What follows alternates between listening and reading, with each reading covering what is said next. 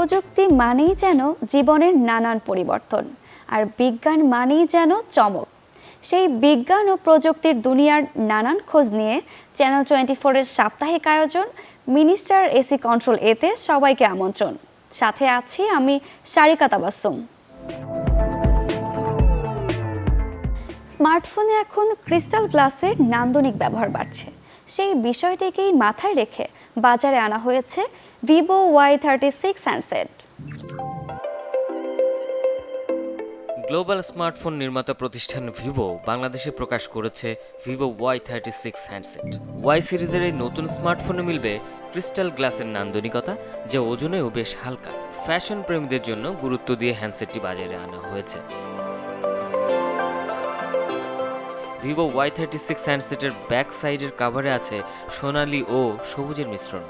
Golden ripple প্রসেসের এই নান্দনিকতা মুগ্ধ করবে সবাইকে। ভাইব্রেন্ট গোল্ড এবং মিটিওর ব্ল্যাক এই দুই রঙে পাওয়া যাবে ভিভো Y36 হ্যান্ডসেটটি। ব্যাক সাইড যেন দাগ ও হাতের ছাপ থেকে সুরক্ষিত থাকে, এজন্য এতে ব্যবহৃত হয়েছে ফ্লোরাইড এজি গ্লাস প্রযুক্তি। ভিভো Y36 হ্যান্ডসেটে থাকবে 5000 মিলিঅ্যাম্পিয়ারের শক্তিশালী ব্যাটারি, যা দেবে নিরবচ্ছিন্ন ব্যবহারের অভিজ্ঞতা।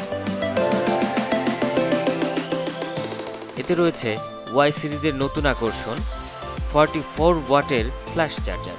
ওয়াই সিরিজের স্মার্টফোনগুলোর মধ্যে এটাই সর্বোচ্চ ক্ষমতা সম্পন্ন চার্জার।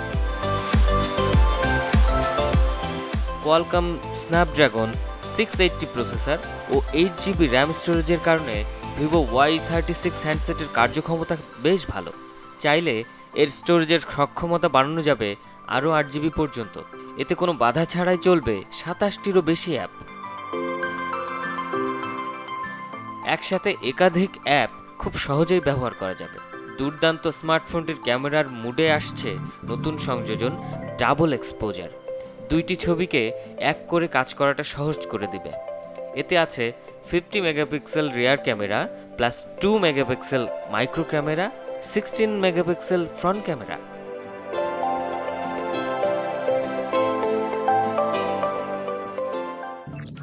কৃত্রিম বুদ্ধিমত্তা নির্ভর নানান প্রযুক্তি এখন যেন টক অফ দ্য ওয়ার্ল্ড। এখন গাড়িতেও চ্যাটজিপিটি ব্যবহারের কাজ চলছে।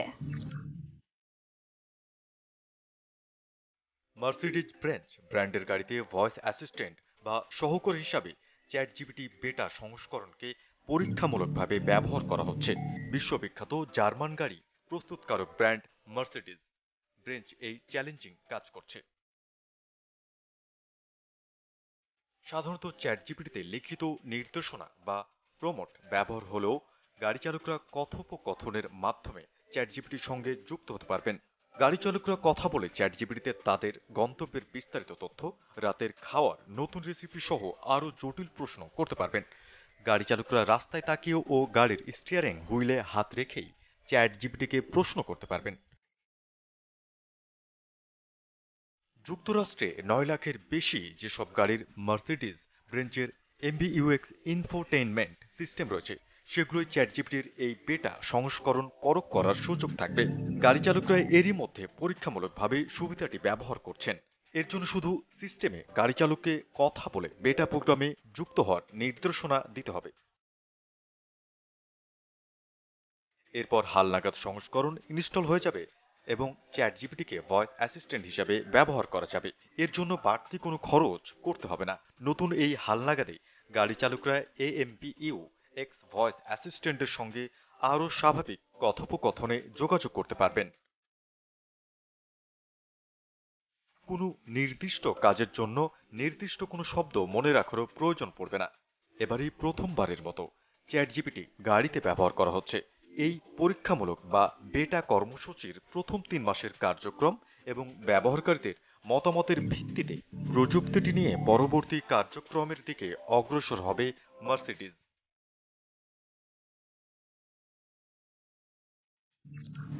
মিনিস্টার এসি কন্ট্রোল এতে এবারে ছোট্ট একটা বিরতি।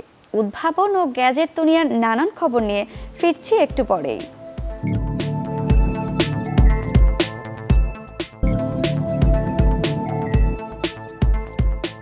মুঠোফোন আর হরেক রকম গ্যাজেট নিয়ে আমাদের ব্যস্ত জীবন।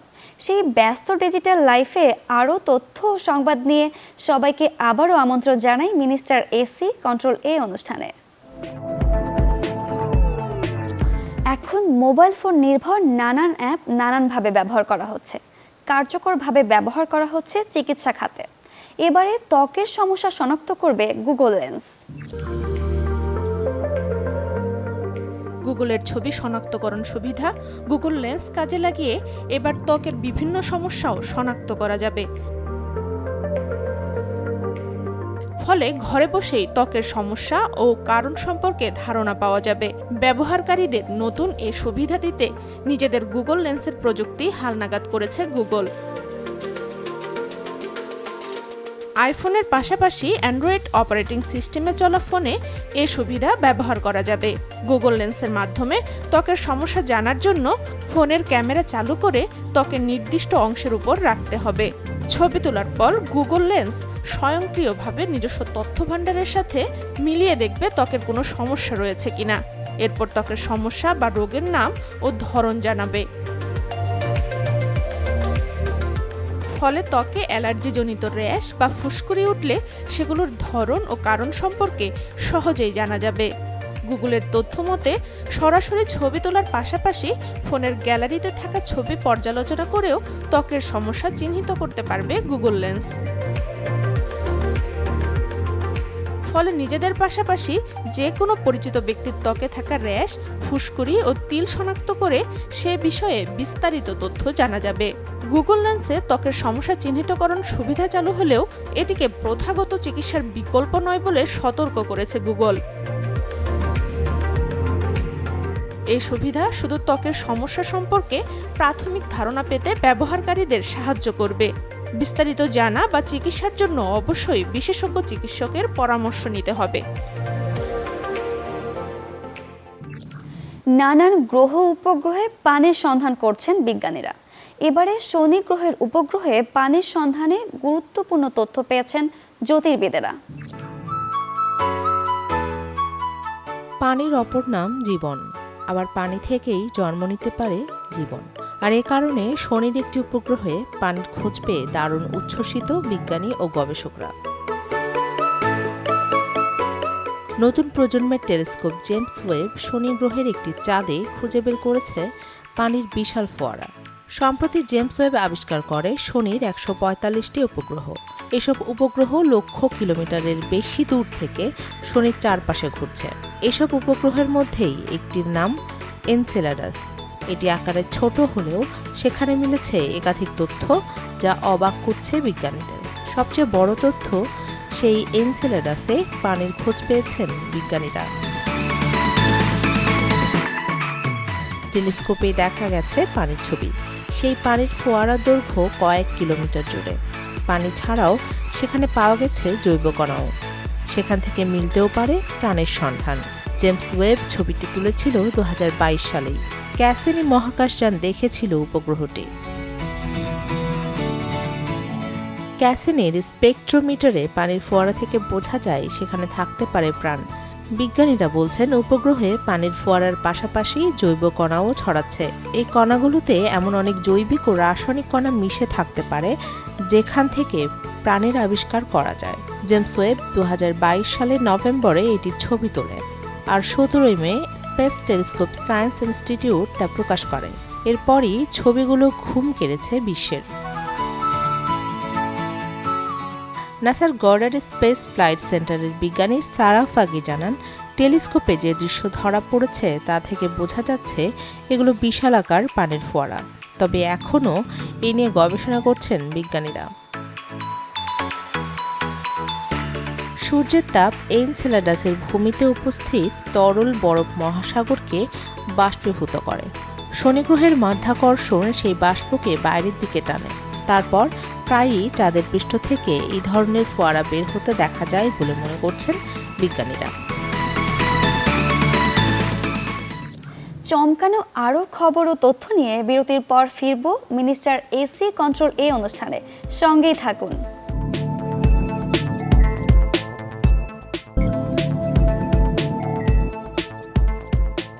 বিজ্ঞানের বিস্ময়কর সংবাদ আমাদের চমকে দেয়। প্রযুক্তির নানান গ্যাজেট আমাদের জীবনকে সহজ করে দিচ্ছে। সেই সব সংবাদ নিয়ে চ্যানেল 24 আয়োজন মিনিস্টার এসি কন্ট্রোল এতে আরেকবার আমন্ত্রণ।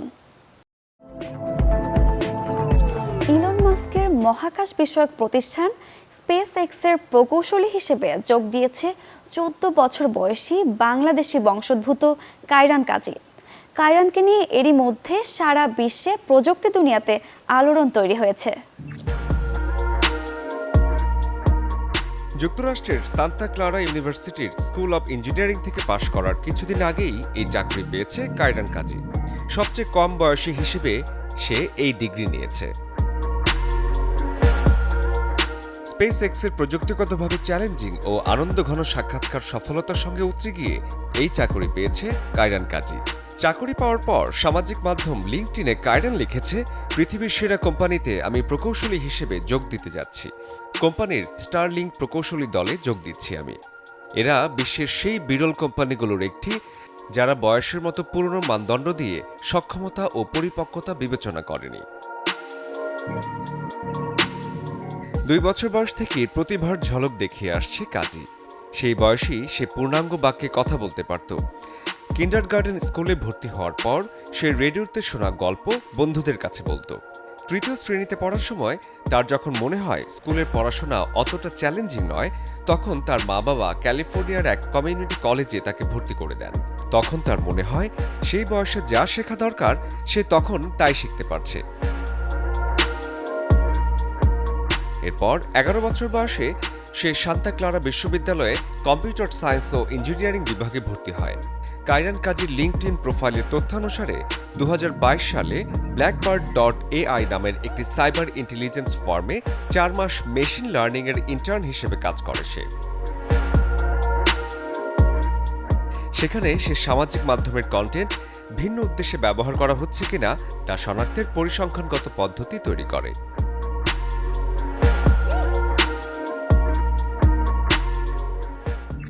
স্পাইওয়্যার এমন একটি কম্পিউটার সফটওয়্যার যা ব্যবহারকারীর অজান্তেই ডিভাইসে ইনস্টল হয়ে যায় এবং ব্যবহারকারীর উপর নজরদারি করে।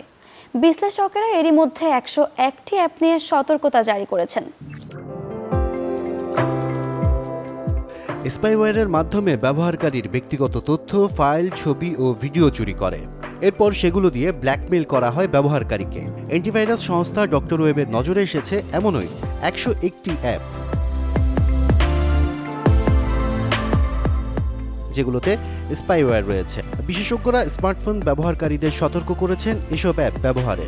জানা গেছে এরই মধ্যে এই অ্যাপগুলো 42 কোটির বেশি ডাউনলোড হয়েছে।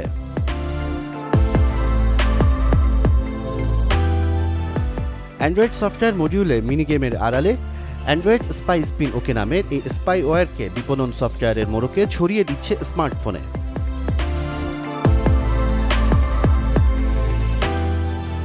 মার্কেটিং সফটওয়্যার ডেভেলপমেন্ট কিটের আড়ালে গ্রাহকদের মোবাইল ফোনের উপর নজরদারি এবং সেখান থেকে ফোন নম্বর, পাসওয়ার্ডের মতো গোপন তথ্য সাইবার অপরাধীদের কাছে পাচার করছে স্পাইওয়্যার।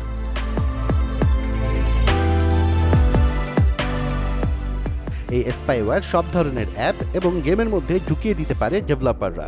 এমনকি গুগল প্লে স্টোরে যেসব অ্যাপগুলো পাওয়া যায় তার মধ্যেও এই স্পাইওয়্যার পেয়েছেন তারা।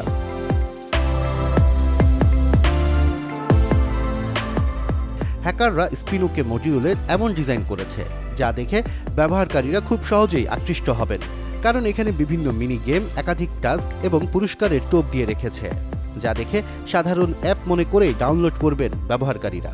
অ্যাপ ডাউনলোড করা হলেই এই ট্রোজাল সফটওয়্যার ডেভেলপমেন্ট কিট একটি কমান্ড অ্যান্ড কন্ট্রোল সার্ভারের সঙ্গে সংযোগ স্থাপন করে।